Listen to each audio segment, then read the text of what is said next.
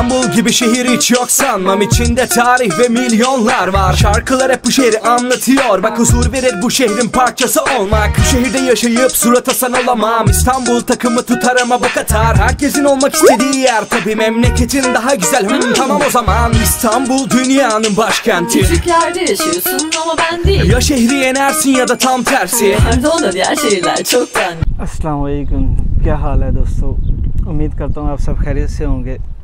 अल्हम्दुलिल्लाह, अल्लाह का शुक्र है यार, मैं भी ठीक हूँ। आज की वीडियो जो है यार लॉकडाउन के हवाले से, जैसे कि आप सबको पता है तुर्की में जो है 29 अप्रैल से 27 मई तक जो है लॉकडाउन है, और बहुत सख्त लॉकडाउन है एक किस्म का। मतलब बहुत ज़्यादा सख्ती के साथ इन्होंने ऐलान किया है कि मतलब बाहर ज़्यादा लोग घूमे फिरेंगे नहीं, सब चीज़ें बंद रहेंगी। हालांकि पिछले साल भी लगा था, लेकिन पिछले साल तो इससे ज़्यादा सख्त लगा था। अगर देखा जाए रूल्स स्ट्रिक्ट कर दिए थे हर किसी के लिए, लेकिन इस बार इतना ज़्यादा सख्त नहीं है। मार्केटें वगैरह खुली हैं, जैसे कि यार मैं खुद सुपर मार्केट में काम करता हूँ, मेरी दुकान खुली रही है, आज भी खुली रही है। मैं भी ड्यूटी से छुट्टी करके इधर आया हूँ, तो इसलिए वीडियो बना रहा हूँ। बनाने का मकसद यही है कि यार लोगों को कुछ गलत फहमियाँ हुई हुई हैं। बहुत से लोग सोचते हैं कि यार सब कुछ बंद रहेगा, यहाँ तक कि यार बिम शॉप सब कुछ खुली हैं, सिर्फ जो है ना इतवार के दिन बंद होंगी। हालांकि हमारी मार्केट इतवार के दिन भी खुली है, तो ऐसी बात नहीं है कि सारा कुछ आपको बंद मिलेगा। खाने पीने के लिए रेस्टोरेंट खुले मिलेंगे, लेकिन आप रेस्टोरेंट में खा पी नहीं सकते।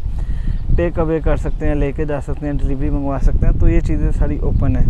जो नॉर्मल बाज़ार हैं, नॉर्मल दुकानें हैं, मुख्तलिफ़ ज़रूरियाती चीज़ें जो ज़िंदगी की चीज़ें हैं वो बंद हैं। बाज़ार बंद हैं, शॉपिंग मॉल बंद हैं, और भी काफ़ी जो बिज़नेस की चीज़ें हैं वो बंद हैं। तो वो थोड़ा सा एक नेगेटिव पॉइंट है, ज़ाहिर बात है। अब गवर्नमेंट की तरफ से भी कोई ना कोई इक़दाम करने पड़ने थे गवर्नमेंट को, क्योंकि कोरोना के जो केसेस हैं वो बढ़ते जा रहे हैं तुर्की में भी, तो कुछ ना कुछ तो उन्होंने एक्शन लेना था। इसलिए इन्होंने ये एक्शन लिया कि फुल टाइम लॉकडाउन लगाया पूरे तुर्की में। यह है कि 3 हफ्ते का लॉकडाउन है यार, इतना ज़्यादा नहीं है। बहरहाल कुछ कह नहीं सकते अगर खींच भी लें, क्योंकि पिछले साल भी ऐसे ही लगा था, 2 हफ्ते से शुरू हुआ था और तकरीबन 3 महीने तक लॉकडाउन रहा था, और बड़ी बुरी हालत हो गई थी। यकीन मानो मैं ख़ुद पिछले साल का लॉकडाउन देखा हुआ है। तो इंशाल्लाह उम्मीद करते हैं इस दफ़ा का जो ये लॉकडाउन है सिर्फ 3 हफ्ते तक ही रहेगा, उसके बाद इंशाल्लाह सब बेहतर हो जाएगा। और आप लोगों से यही गुजारिश है यार, अगर आप तुर्की में भी हो तो अगर कहीं बाहर भी जाना होता है तो सिर्फ खाने पीने की चीज़ों के लिए जाओ। आगे पीछे घर के आसपास जो भी दुकानें हैं वहाँ से शॉपिंग कर लो, खुली हैं। हाँ, इतवार को बिम शॉप वगैरह ये जितनी भी मार्केटें हैं ये सब बंद होंगी, तो इतवार का आप ख्याल कीजिएगा। इसके अलावा यार बहुत से लोग ये पूछ रहे थे कि हम आजकल के दिनों में आएंगे तो हमें TRC वगैरह मिल जाएगी या नहीं। तो भाई गवर्नमेंट के अदारे वगैरह सब कुछ खुले हैं, लेकिन काम डिले हो सकता है, इसमें कोई शक नहीं है। पिछले साल जो लोगों ने काम अप्लाई किया था इन दिनों में TRC के, उनके कार्ड बहुत लेट हुए थे, लेकिन उस टाइम इनका सिस्टम भी ऐसे था। इस टाइम तो सिस्टम भी बहुत फास्ट हो चुका है, लेकिन फिर भी ज़ाहिर बात है, जनरल और इसी बात है कि जब लॉकडाउन लगा होगा तो काम आपका थोड़ा सा डिले होगा। ऐसी बात नहीं है कि काम आप कार्ड अप्लाई नहीं कर सकते, आप अप्लाई कर सकते हो।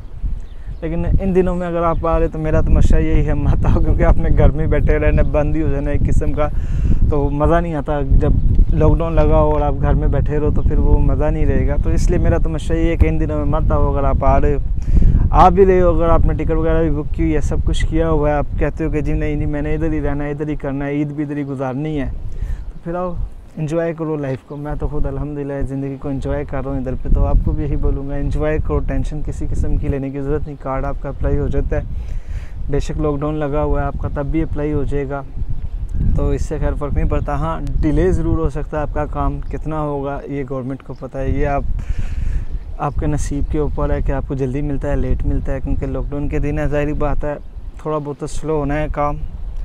इसके अलावा यार आज की वीडियो में यही बताना था। बहुत से लोग पूछ रहे थे कि यार हम लॉकडाउन के दिनों में आ रहे हैं, क्या TRC अप्लाई हो सकता है या नहीं। उम्मीद है आपको बात की समझ लग गई होगी। अप्लाई ज़रूर हो जाएगा आपका, लेकिन वही बात है डिले हो सकता है।